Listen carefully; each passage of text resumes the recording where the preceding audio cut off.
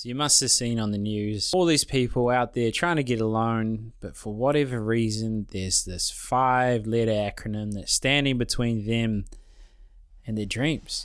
Welcome to the NZ Guide to Financial Freedom podcast. It's run by the co-founders of a free online learning platform called moneyskills.co.nz, and it has the sole mission of providing every New Zealander the opportunity to live a more fulfilling life. So let's kick into it. So you must have seen on the news all these people out there trying to get a loan, but for whatever reason, there's this 5-letter acronym that's standing between them and their dreams. It's the CCCFA, or Credit Contracts Consumer Finance Act, which just rolls off the tongue. I mean, yeah, it must be hard to pick these names, but in this episode, I want to talk about what you can do to protect yourself and improve your ability to get the loan that you want. Why was it actually created, and what is the potential impact for rental property owners and first-time buyers? You know, we've got to share the love. Just because people are doing all right on rental property and done something with their life, and just because you're a first-time buyer just starting out, let's create a bit of empathy between the two groups. Why can't we all learn together? You know, why can't we just get along? But before you start clicking off, I better kick into it. So, firstly, what to look for with any sort of legislation is understanding the purpose and what drove them to do it, because that could impact what they'll actually do in the future. So firstly, the CCCFA was been around already for a little while, but now they're really enforcing the compulsory side of it and making sure that certain things are taken into consideration. And there was one important thing that led to it, and it was called this concept of payday loans. So we actually have a neighbor in our office that was doing payday loans, and they explained the structure and how much interest they charged in such a short period of time. And I was like, that's nuts. I understand that on some level, people need lending, you know, like we get into tough spots, we need some money just to tie us over, but a payday loan, they are having high daily percentages that would compound, and they'll get to a point where, like, if you project that over the year, that's a substantial amount of interest rate or interest that you're paying, and then the penalties, the fees, it was deceptive. So they really came after them. So before we jump into the mortgage side of things, let's look at what they did for the payday loan. So number one, compounding interest is not allowed for high cost loans. Second thing, there's a 0.8% per day interest rate cap. Because you imagine if you're paying 2% a day for like a payday loan, that adds up. Like, instead of like 6% for the year, it's 2% a day. It's like, whoa, that's getting out of hand. The other thing is the default fees can't go beyond $30.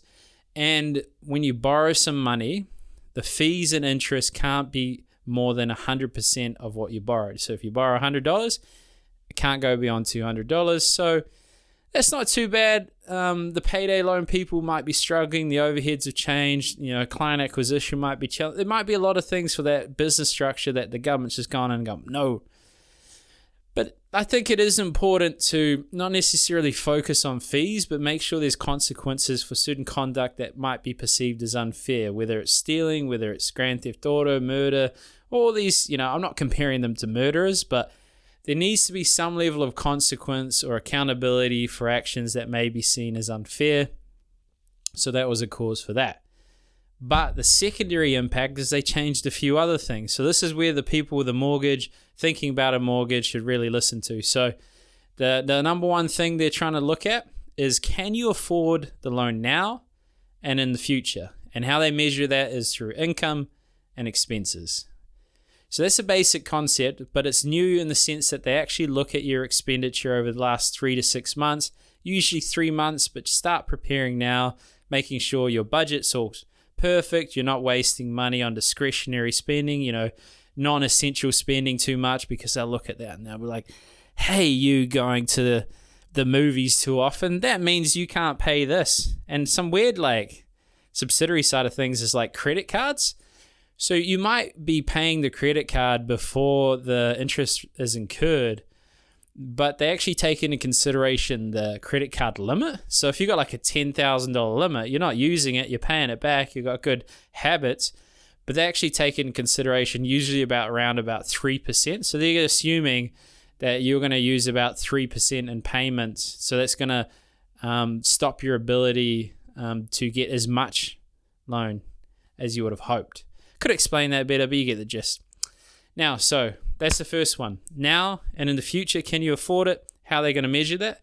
Second thing, what is the purpose of your loan, and is it fit for purpose? So that gets a little bit nosy, like you come into the bank, hey man, I need some money. What's it for? What do you mean, what's it for? I just want some money. Like, chill. Like, what the hell? Like, I can afford it. These are my expenses, my income. Like, stay in your lane. What's it for? So that's the second one. So that could go a little bit hairy. The third one is around the guarantor. So you might have someone, with your parents, they're guaranteeing the loan so you can get the loan for your first home.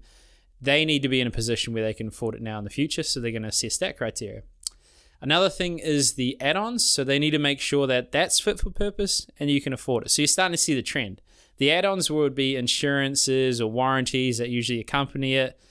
But the general rule of thumb for these changes, can you afford it now in the future? And is it the right loan for you? That's basically the gist of it. You don't have to listen to the rest of it, but that's the idea. Now, what can you do to set yourself up? What do they look for in the application, or what are the impacts of this change? So one of the impacts is they're approving less loans and taking longer to approve loans, which is, not ideal when you're trying to buy a house. You're waiting, like, have I been approved? So what we need to do is help streamline the process and not lead to a disheartening experience for you in the bank. And you do that by starting to set up your expenses now. So before you apply for the loan for 3 to 6 months, you're not wasting money. You're tracking it. You get it a nice little, pretty little setup. You categorize it to make it easier for you. If you're not sure how to do that, the banks offer usually categories that you can assign your budget to, so you get clarity over. You might have My Budget Pal, which is done by a KiwiSaver provider called Booster. Splitwise, I think, it gives a bit of clarity for how you're splitting amongst your flatmates, or, how you're working out your expenses. It's free. So there's a few things out there. Pocketsmith, you have to pay for it. But that might help you get clarity over your budget and assess if you're going to get the loan that you need, and actually make it easier for the bank to approve it. The other thing, when you're going in there, they're going to look at income, they're going to look at expenses, they're going to look at proof of income. So you might have other incomes like a boarder. They're going to want to be able to assess that. Also, they might require other documentation. So because it's not just now and in the future, they want you to declare, hey, what's your income going to be like in 12 months? So let's say you're a temporary worker, they might require a contract. So the main thing before you go into getting an application is setting up your affairs so you're a frugal spender. You also don't have consumer debt, ideally. And what consumer debt is, basically borrowing money to buy things for yourself or the household. A good example of 3 companies that use that would be Afterpay, Zip, and Lay-By. Struggled on that third one. So if you're using things like that, you want to ideally consolidate and pay it off, because that indicates that you have bad spending habits. You go beyond your means, which, once again, if you bring it back, you can't afford to pay it now or in the future. They're assessing your ability to do that. So if you're a bit sporadic and you're impulsive, like, for example, an overdraft. So if there's an unexpected overdraft, you don't have that capacity set up in your bank, you get a little bit of a red flag for that one, because you're not prepared, you don't know what you're doing, yada, yada, yada. That's what they think. Whether that's true or not sure. Now, that's the general idea. So if you're going to prepare, make sure you have all the relevant documentation. Make sure you can demonstrate that you afford it effectively by having a nice little streamlined expenses set up. Consolidate your consumer debt, pay it off as soon as you can, ideally before you even get there, so it's like it never existed. And just make sure you're acting like a person with good financial habits, kind of like Mr. Burns. Just imagine you're Mr. Burns from The Simpsons, and you're assessing every little expense and not wasting money, because, if you can get into your first home, you can assess those good habits, it's going to suit you for the rest of your life. If you have good budgeting habits, I find it's irrespective of what you earn, it's behavioral. So if you set up a good system now of transparency, consistency, and build a habit. If you're not sure how to build a habit, there's a good book called Atomic Habits. But that's something you got to think about in the lead up. So the next thing to think about is, okay, what if our rental property owners? Well, they're in a tough place. So there's a lot of us people out there, they're like, this rent, man, like it keeps going up. These greedy little rich people with their rental properties, like they're just selfish. But like it is tough. I don't have a rental property, so I'm empathetic purely just from seeing it. But they used to be able to claim interest deductibility. So you get a loan, you buy a rental property, and you're like, yo, okay, 5% interest rate is going to be taken off because that's an expense. I'm running a business. My debt is an expense. So that's going to contribute as a deductibility from my income. So I'm not paying too much tax. Now that's been taken out for residential property. So a lot of properties that were cash flow positive where they were making money are losing money suddenly. And there's a few other things, like trying to get rid of tenants is a whole lot harder. There's the healthy home standards. So there's a higher standard of care from the landlord to the tenants. And you get this nice fancy little heat pump and it has to have a certain amount of power. And the tenant doesn't even use it because they want to save power. So, it's an interesting time, but a necessary evil. I think the standard of the homes in New Zealand could have improved. I had an experience where friend came over from Germany and she was just, sitting inside. She's like, it's so cold in New Zealand. I was like, what do you mean it's cold? Like you guys get like freezing temperatures. And she was saying, oh, no. It's like your buildings are cold, which is fair. Like insulation's garbage in New Zealand. Sorry, builders, but come on, mate. Step up the game. So there is some benefit of healthy home standards. You used to be able to claim depreciation. So if you're, the structure of the house depreciates over time, you could offset that, but now it's only movable objects, so chattels, so like curtains, carpets, that sort of thing, and there's interest deductibility in that sense. There's deductibility from that. So there's a few things that are quite hard, and now interest rates are going up as well, and that was a big concern, is that a lot of people were getting a whole lot of money and they might not be able to pay it when there's a spike in interest rates, which is happening now. So the banks got scared, the Reserve Bank got scared, the government got scared, so they're making changes. Now, rental property. So normally how they would assess your income would be 75% to 80% of the gross rental income. So before tax, that number's dropping as a result of the greater scrutiny. The other thing, you used to have banks like Bank of China or Westpac where they would assess your ability to pay the loan. They take into consideration interest only, and it would only be a small incremental payment that goes on top. So it was easier for you to get loan approvals, but now that's been taken away. So they use their own calculations. That's not based on your real expenses. It's based on a calculation, usually of a test rate of 6 to 7%. And it's principal and interest. So it's paying, the lump sum as well as the interest on it, that you're paying both. And then they assess your ability to do that. So that's narrowed in a little bit. So a lot of people are using interest-only loans as a means to get around the interest deductibility problem, because effectively you're paying less in repayments, but now that doesn't give you much protection like it used to with some banks to get another loan. So yeah, really it's having an impact on everyone. First home buyers, especially after Christmas, you're like, hey, like I'm ready for this loan, I've saved up for it, but I went nuts over Christmas. Because if you're taking the last 3 months, then, your expenses would have been pretty garbage over Christmas. You would have paid extra for that truffle because you weren't acting like Mr. Burns. You should act like Mr. Burns. So that's the basic gist. So it was made because of payday loans. The banks are like incentivized like crazy because the directors and senior managers, if they have been caught to have misconduct against this act, that's a $200,000 fine. I don't know about you. I'm not walking around $200,000 cash. So if someone mucks up, I am getting nervous.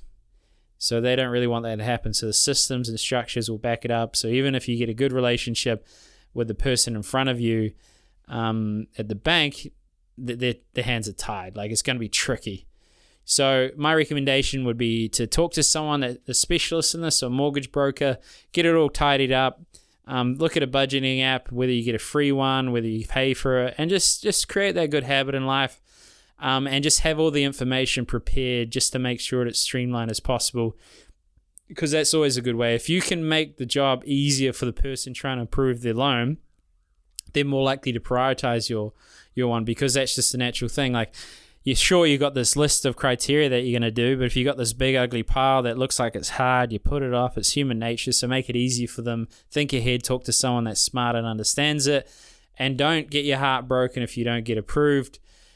These criteria, as upsetting as they might be, sometimes are in your best interest, because the bank wants to win, and if you win as well, that's good for the bank. So they might assess things correctly for you where you might have been a bit more impulsive. So that's the summary. It was a bit long-winded, but I hope you got a good feel for it. If you have any questions, or there's another podcast topic you want me to do, or even if there's a review, I'd really appreciate you taking the time to give us a review. Thank you. And I'll read it out. There's one that's just been, I need to read it out on, I'll read it out now. Why not? So, okay, so I said I was going to do this review, so I better do it. It was just referencing a very clickbait title. Is could the New Zealand government become the next Nazi Germany? And it was episode 231, and it was basically just talking about just how people can influence others and something to be susceptible for. So it wasn't actually bagging on the government. It was just to be aware of like the implications of certain policies or how others can influence each other, which in hindsight probably explains why some people haven't wanted to come on the podcast. So that was a mistake. But anyways, here's the review. And it's I should probably actually save the username, so sorry for this one. In a time, 5 stars, in a time of government causing division, episode 231 is a great analysis of the human psyche. Love this raw, frank, to the point episode. Appreciate that. Thank you. So if anyone's got a review like that, I should have read the username out, so I failed you miserably there. I don't have it on my phone. But thank you.